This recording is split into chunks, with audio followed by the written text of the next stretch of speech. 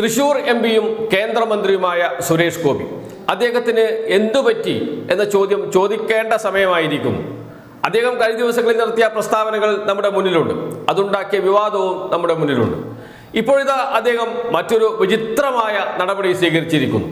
അദ്ദേഹത്തിൻ്റെ മണ്ഡലത്തിലെ ഓഫീസിൻ്റെ ഉദ്ഘാടനം കഴിഞ്ഞു. അത് സംബന്ധിച്ച് ഫോട്ടോയും വിവരങ്ങളുമൊക്കെ അദ്ദേഹം ഫേസ്ബുക്കിൽ പോസ്റ്റ് ചെയ്യുകയും ചെയ്തിട്ടുണ്ട്. അതിനൊരു ഫോട്ടോയുണ്ട്. അതോടൊപ്പം അദ്ദേഹം ചെയ്ത മറ്റൊരു കാര്യവും കൂടിയുണ്ട്. അവിടുത്തെ ഒരു ഖാദി യൂണിറ്റിന് വേണ്ടി സ്വന്തം സ്ഥാപനത്തിൽ നിന്ന് വായ്പ തരപ്പെടുത്തി കൊടുത്തു എന്ന് പറഞ്ഞുകൊണ്ട് എംപിയുടെ നേട്ടമായി അത് പ്രഖ്യാപിക്കുകയും ചെയ്തിരിക്കുന്നു. ഫേസ്ബുക്ക് പോസ്റ്റ് ഇങ്ങനെയാണ്: ഇന്ന് തൃശൂർ പാർലമെന്റ് മണ്ഡലം എംപി ഓഫീസ് പെരിങ്ങാവ് ചേറൂർ റോഡിൽ ഉദ്ഘാടനം ചെയ്തു. എല്ലാവരുടെയും സ്നേഹവും അനുഗ്രഹവും ഈ പുതിയ തുടക്കത്തിന് ശക്തിയാകുന്നു. അതിനുശേഷം അഡ്രസ്സ് കൂടി കൊടുത്തിട്ടുണ്ട്. അതിനുശേഷം അദ്ദേഹം പറയുകയാണ്, അതോടൊപ്പം ഈ ശുഭദിനത്തിൽ ആവണിശ്ശേരി ഖാദി യൂണിറ്റിന്റെ നവീകരണത്തിനായി 40 ലക്ഷം രൂപ പലിശരഹിത വായ്പയായി എൻ്റെ മകളുടെ പേരിലുള്ള Lakshmi Suresh Gopi MPs initiative charitable ട്രസ്റ്റിൽ നിന്നും കൈമാറിയതിൻ്റെ സന്തോഷവും പങ്കുവയ്ക്കുന്നു. ഇതിലൂടെ നിരവധി തൊഴിലവസരങ്ങൾ പുനർജനിക്കും എന്നാണ് പറഞ്ഞിരിക്കുന്നത്. അതേക്കുറിച്ച് പറയുന്നതിന് മുമ്പ് മറ്റൊരു കാര്യം പറയാം. അത് അവിടെ വെച്ചിരിക്കുന്ന ബോർഡാണ്, ഓഫീസിൽ വെച്ചിരിക്കുന്ന ബോർഡ്.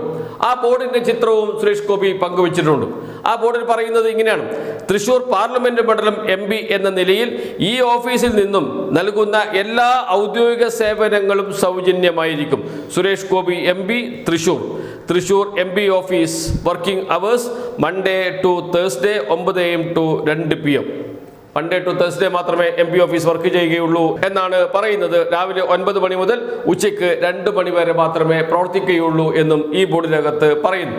ഈ ബോർഡ് ഒരു വിചിത്രമായ ബോർഡാണ്. എന്താണത്? അതിങ്ങനെയാണ്: തൃശൂർ പാർലമെന്റ് മണ്ഡലം എം പി ഓഫീസ് എന്ന നിലയിൽ ഈ ഓഫീസിൽ നിന്നും നൽകുന്ന എല്ലാ ഔദ്യോഗിക സേവനങ്ങളും സൗജന്യമായിരിക്കും. കേരളത്തിൽ 20 MP-മാരുണ്ട്. അതിന് പുറമെ രാജ്യസഭ MP-മാരുമുണ്ട്. എല്ലാവർക്കും ഓഫീസുണ്ട്. ആ ഓഫീസുകളിൽ നിന്നെല്ലാം കാര്യങ്ങളും സൗജന്യമായിട്ട് തന്നെയാണ് നൽകുന്നത്. ആരെങ്കിലും അവിടെ ചെയ്യുന്ന ഏതെങ്കിലും സേവനത്തിന് പണം വാങ്ങിയതായി ഇതുവരെ ഒരു പരാതിയും എവിടെയും ഉയർന്നിട്ടില്ല. എന്നാൽ ഉത്തരേന്ത്യയിൽ അങ്ങനെയല്ല. ഉത്തരേന്ത്യയിൽ എം പി ഓഫീസിൽ കാര്യം നേടണമെങ്കിൽ പണം കൊടുക്കണം. പണമുള്ളവർക്ക് മാത്രമേ അവിടെ കാര്യങ്ങൾ നടക്കുകയുള്ളൂ. അത് BJP-യുടെയും ചിലപ്പോൾ രീതിയായിരിക്കാം. അതുകൊണ്ടായിരിക്കുമോ സുരേഷ് ഗോപി ഇവിടെ വന്ന് കേരളത്തിൽ വന്ന് ഇത്തരം ഒരു ബോർഡ് വെച്ചത്, എല്ലാ സേവനങ്ങളും സൗജന്യമായിരിക്കും എന്ന്? ഇവിടെ MP-യുടെ ഓഫീസിൽ മാത്രമല്ല, MLA-മാരുടെ ഓഫീസിൽ, എല്ലാ ജനപ്രതിനിധികളുടെയും ഓഫീസിലും അവിടെ വന്ന് ഒരു കാര്യം നിർവഹിച്ചാൽ അല്ലെങ്കിൽ കാര്യം ചെയ്തു കൊടുത്താൽ അതിന് പ്രതിഫലം വാങ്ങാറില്ല, വാങ്ങാൻ പാടില്ല. വാങ്ങിയിട്ടുണ്ടെങ്കിൽ അത് നിയമവിരുദ്ധമാണ്. ഈ ബോർഡ് തന്നെ നിയമവിരുദ്ധമാകുന്നതും അതുകൊണ്ടാണ്. ഇത്തരം ഒരു ബോർഡ് വയ്ക്കാൻ പാടില്ലാത്തതാണ് ഒരു MP എന്ന നിലയിൽ സുരേഷ് ഗോപി. ഇത് കേരളത്തിലെ മുഴുവൻ MP-മാരെയും അപമാനിക്കുന്നതിന് തുല്യമാണ്. കേരളത്തിലെ പുറത്തുള്ള മുഴുവൻ MP-മാരെയും അപമാനിക്കുന്നതിന് തുല്യമാണ്. കാരണം അദ്ദേഹം കേന്ദ്രമന്ത്രിയാണ് എന്നോർക്കണം. ഒരു കേന്ദ്രമന്ത്രി തന്നെ ഇന്ത്യയിലെ മുഴുവൻ MP-മാരെയും അപമാനിക്കുന്ന തരത്തിൽ ഒരു ബോർഡ് വെച്ചിരിക്കുന്നു. ഈ ഓഫീസിൽ എല്ലാം സൗജന്യമായിരിക്കും എന്ന് പറഞ്ഞാൽ മറ്റു ഓഫീസുകളിലെല്ലാം സൗജന്യമല്ല എന്നർത്ഥം. അത് പറയാതെ പറഞ്ഞു വെക്കുകയാണ് സുരേഷ് ഗോപി ചെയ്യുന്നത്. മറ്റ് MP ഓഫീസുകളിലെല്ലാം സേവനങ്ങൾ ശരിയല്ല, അതിന് കാശ് വാങ്ങിക്കുന്നുണ്ട് എന്നാണോ സുരേഷ് ഗോപി പറയുന്നത്? അങ്ങനെയാണെങ്കിൽ മറ്റ് MP-മാർ ഇത് സംബന്ധിച്ച് പ്രതികരിക്കണം. കേരളത്തിൽ നിന്നുള്ള MP-മാർ മാത്രമല്ല, കേരളത്തിന് പുറത്തുള്ള MP-മാരും ഇത് സംബന്ധിച്ച് പ്രതികരണം ഉണ്ടാകണം. കാരണം ഇന്ത്യയിലെ MP-മാരെ മുഴുവൻ അപമാനിക്കുകയാണ് കേന്ദ്രമന്ത്രിയായ സുരേഷ് ഗോപി ചെയ്തിരിക്കുന്നത്. എൻ്റെ ഓഫീസിൽ എല്ലാം സൗജന്യമായിരിക്കും എന്ന ബോർഡ് വെക്കുമ്പോൾ മറ്റു ഓഫീസുകളിലെല്ലാം കാര്യങ്ങൾ നടക്കുന്നത് പണം കൊടുത്തിട്ടാണ് എന്ന ധ്വനിയുണ്ട് അതിനകത്ത്. ആ ധ്വനി വരുത്തത്തക്ക രൂപത്തിൽ എന്തിനാണ് ഇത്തരമൊരു ബോർഡ് വെച്ചത്? ഇത്തരമൊരു ബോർഡ് വെക്കുന്ന കീഴ്വഴക്കമേ എവിടെയുമില്ല. MP ഓഫീസ് എന്ന് മാത്രമേ വെക്കാറുള്ളൂ. അതല്ലെങ്കിൽ തൃശൂർ MP സുരേഷ് ഗോപിയുടെ ഓഫീസ് എന്ന് വെക്കാം. പ്രവൃത്തി സമയവും വെക്കാം. പ്രവൃത്തി സമയം ഇങ്ങനെ നിശ്ചിത സമയം മാത്രമേ ഉണ്ടാവുകയുള്ളൂ എന്ന് പറയുന്നതും ശരിയല്ല. 24 മണിക്കൂറും തുറന്നു പ്രവർത്തിക്കേണ്ടതാണ് MP-യുടെ ഓഫീസ്, MLA-യുടെ ഓഫീസ്. ഏത് സമയവും പൗരന്മാർക്ക് അവിടെ സേവനം ലഭ്യമാകണം. അവിടെ പോയി കാര്യം പറയാൻ സൗകര്യമുണ്ടാകണം. ഏത് പാതിരാത്രിയിലും കയറി ചെല്ലാൻ പറ്റുന്ന ഇടമാകണം MP ഓഫീസ്. അത് ഇത്ര സമയം മുതൽ ഇത്ര സമയം വരെ മാത്രമേ പ്രവർത്തിക്കുകയുള്ളൂ എന്ന് പറയാനും പറ്റില്ല. അത് മാത്രമല്ല, ഇവിടെ പറഞ്ഞിരിക്കുന്നത് തിങ്കൾ മുതൽ വ്യാഴം വരെ മാത്രമേ ഉള്ളൂ. അപ്പോൾ വെള്ളി, ശനി, ഞായർ 3 ദിവസം MP ഓഫീസ് അവധിയായിരിക്കും. അതോടൊപ്പം രാവിലെ 9 മണി മുതൽ ഉച്ചയ്ക്ക് 2 മണി വരെ മാത്രമേ അവിടെ എന്തെങ്കിലും സേവനം ലഭിക്കുകയുള്ളൂ, MP ഓഫീസ് തുറന്നിരിക്കുകയുള്ളൂ എന്നാണ് പറഞ്ഞിരിക്കുന്നത്.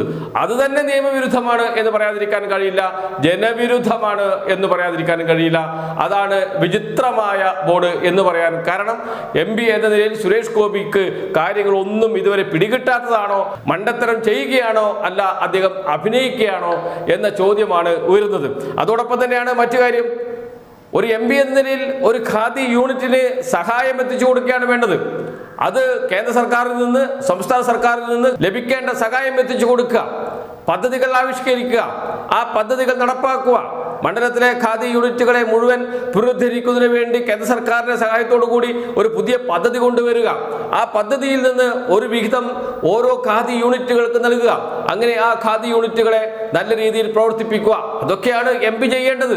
ഇപ്പോൾ അദ്ദേഹം ചെയ്തിരിക്കുന്നത് ഒരു ഖാദി യൂണിറ്റിന് തൻ്റെ മകളുടെ പേരിലുള്ള ചാരിറ്റബിൾ ട്രസ്റ്റിൽ നിന്ന് പണം ലഭ്യമാക്കുന്നു. എങ്ങനെ? വായ്പയായി.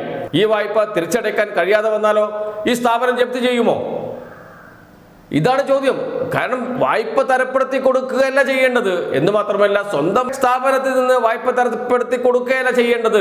കേന്ദ്ര സംസ്ഥാന സർക്കാരുകളുടെ വിവിധ പദ്ധതികളിൽ നിന്ന് ആനുകൂല്യം എത്തിക്കുകയാണ് ചെയ്യേണ്ടത്. അത് തന്നെയാണല്ലോ കഴിഞ്ഞ ദിവസം MP വലിയ പ്രസംഗത്തിൽ പറഞ്ഞത്. ദില്ലിയിൽ വിവിധ പദ്ധതികളുണ്ട്, എല്ലാ സംസ്ഥാനങ്ങൾക്കും പദ്ധതികളുണ്ട്, കേന്ദ്ര സർക്കാർ പദ്ധതികൾ പ്രഖ്യാപിച്ചിട്ടുണ്ട്. അത് കേരളത്തിന് വേണ്ടി ഉപയോഗപ്പെടുത്തുകയാണ് ചെയ്യേണ്ടത്, അല്ലാതെ പുലമ്പുകയല്ല ചെയ്യേണ്ടത് എന്ന് പറഞ്ഞ MP തന്നെ ഖാദി മേഖലയ്ക്ക് കേന്ദ്ര സർക്കാർ അനുവദിച്ച പദ്ധതിയിൽ നിന്ന് ഒരു വിഹിതം അല്ലെങ്കിൽ ആനുകൂല്യം ഈ യൂണിറ്റിന്, ഖാദി യൂണിറ്റിന് എത്തിച്ചു കൊടുക്കുന്നതിന് പകരം സ്വന്തം സ്ഥാപനത്തിൽ നിന്ന് വായ്പ തരപ്പെടുത്തി കൊടുക്കുന്നു എന്ന് വെച്ചാൽ എന്തൊരു നാണക്കേടാണിത്.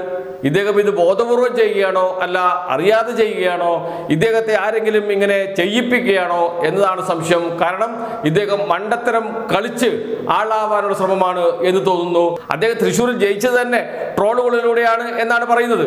കാരണം അദ്ദേഹം ഓരോ മണ്ടത്തരം പറയും, അദ്ദേഹം സിനിമാ നടൻ കൂടിയാണ്, അതുകൊണ്ട് ട്രോളുകൾ നിറയും. ആ ട്രോളുകളിലൂടെ അദ്ദേഹം ജനങ്ങളിലേക്ക് എത്തുകയായിരുന്നു. ആ പബ്ലിസിറ്റിയാണ് അദ്ദേഹത്തെ ജയിപ്പിച്ചത് എന്നൊരു വാദവും കൂടിയുണ്ട്. എന്നിരുന്നാലും ഇപ്പോഴും കേന്ദ്രമന്ത്രിയായിരിക്കുമ്പോഴും MP ആയിരിക്കുമ്പോഴും ഈ മണ്ടത്തരം അല്ലെങ്കിൽ ഈ മണ്ടത്തരം അഭിനയിക്കുന്നത് തുടരുന്നത് ശരിയാണോ എന്ന ചോദ്യമാണ് ഉയരുന്നത്. പക്ഷേ ഈ ബോർഡ് അത് അതീവ ഗുരുതരം തന്നെയാണ്. കേരളത്തിലെ മറ്റ് 19 MP-മാരെയും അപമാനിക്കുന്നതിനും അവഹേളിക്കുന്നതിനും തുല്യമാണ് ആ ബോർഡ്. അതോടൊപ്പം തന്നെ ഇന്ത്യയിലെ തന്നെ മുഴുവൻ MP-മാരെയും സുരേഷ് ഗോപി അവഹേളിക്കുകയാണ് ചെയ്തത്. കാരണം അദ്ദേഹം കേന്ദ്രമന്ത്രി കൂടിയാണ്.